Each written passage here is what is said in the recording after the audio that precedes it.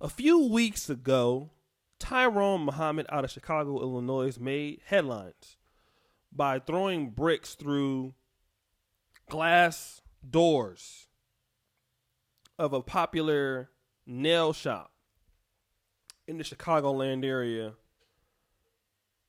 for disrespecting black women.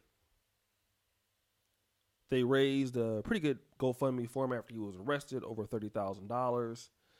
And he had subsequent interviews talking about the incident.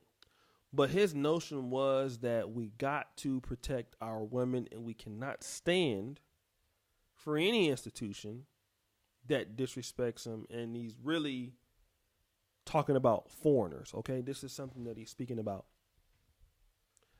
Another YouTuber who has, I would say, the most oblique thought pattern and probably influences a lot of black YouTubers with his thought pattern, at least in this part of YouTube, David Carroll said that in so many words.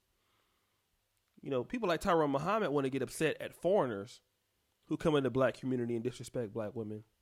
But nobody throws bricks through the windows or doors of the black church. Nobody disrespects the black women like the black church does. And I'm thinking about this, and I'm taken aback by such a suggestion, because although you know what happens with black pastors, you know what happens in the corruption as far as finances and different auxiliaries, we never think about the black church in terms of disrespecting black women. But if you think about what David Carroll is saying, he's right. Does the black church disrespect black women? Absolutely. And one of you might sit here and ask, well, how do you put that together? Well, would you say that the Democratic Party disrespects black people? Most people would say yes. Well, how do they do it? Well, they give a lot of empty promises to black people that they'll never deliver. At the end of the day, they are always telling black people what they want to hear.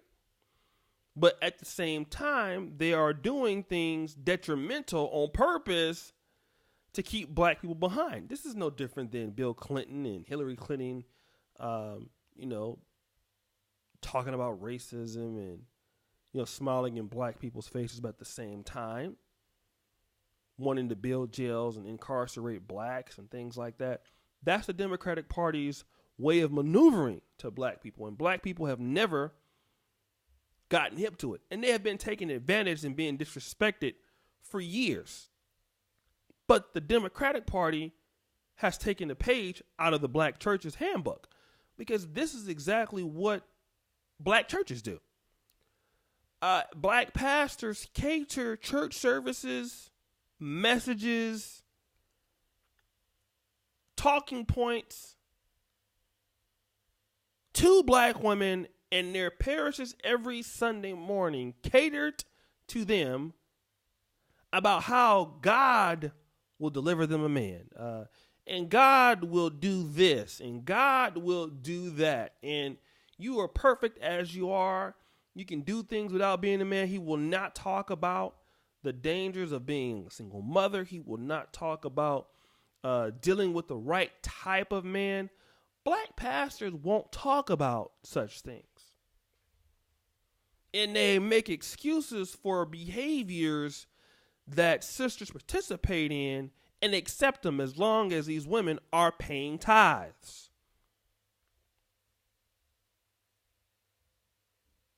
They take the money from these communities and talking about you must give the money to God, 10%. And some churches are even crazy enough to ask for your taxes to prove that, while at the same time taking the money away from those neighborhoods and putting it into the pockets of the pastor, who, by the way, don't live anywhere by these churches. I know that because my brother's a pastor and he don't live nowhere where his church is at for certain reasons, as he says. But this is true. You're taking advice and giving people respect for people in your community who don't do nothing for you.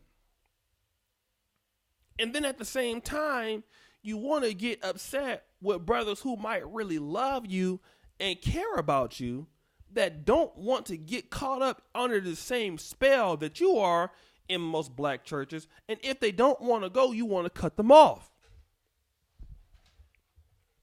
That brings me to another point.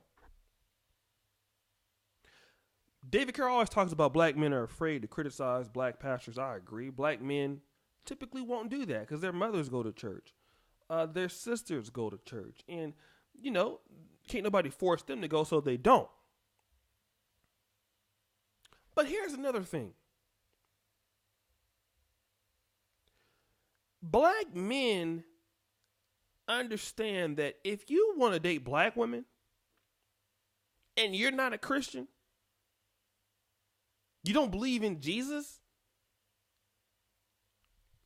you might be able to get a woman to have sex with you. You might be able to get a girlfriend. But if you want to marry that woman, the first thing she gonna ask you is, do you believe in God? Are you a Christian? Now, she could not even have a Bible study in 2-3 years. Like, you know, sisters always asking about, do you believe in God? They ain't opened up the damn Bible in 32 years. Don't know the Old Testament from the New. In fact, the brother that you were asking him about God and about the Bible, he know the Bible more than you know it. Know the maybe some conspiracies and some mishaps in the scriptures that you don't know. But you asking him, is he a Christian?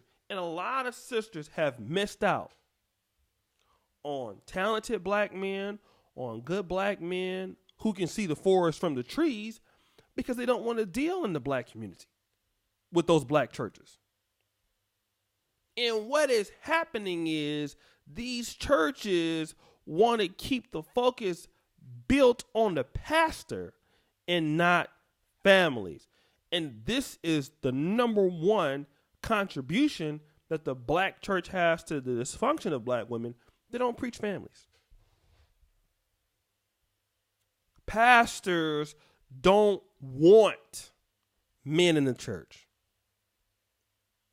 See, anybody who isn't for building things around men, you can't trust them. And the black church don't like black men. The black church don't want men standing up because men in the churches means that the black church must be held accountable.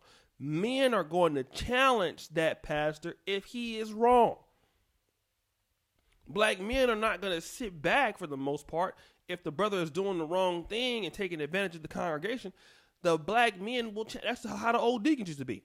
I remember I heard a story one time back in Oakland. The deacons changed the locks on it, took the pastor out in the pastor's chair while he was in the chair, set the chair outside and changed the locks. I don't know how true this story is, but I heard that that's happened before. And this is the thing. These are the type of men that actually bring order to the black church. You have to have fiery deacons. Now black churches are dictatorships. But when you have pastors that have the threat of deacon boards and trustee boards of black men, that pastor cannot do anything that he wants to do. But pastors know that. They want to keep doing what they want to do. They want a church full of women because then nobody can check them. And now, because of that, you don't have men that can meet women in the church. All right? You don't have families that can be built inside of this church. And the black church keeps black women single on purpose because they don't want men in the church. The only kind of men they want in the church, in my opinion, are those men who are acting, like their mamas, and I'm going to keep it at that, or playing the organ. Those are the only kind of people, those kind of only brothers that they want in the church. They don't want no real men in there.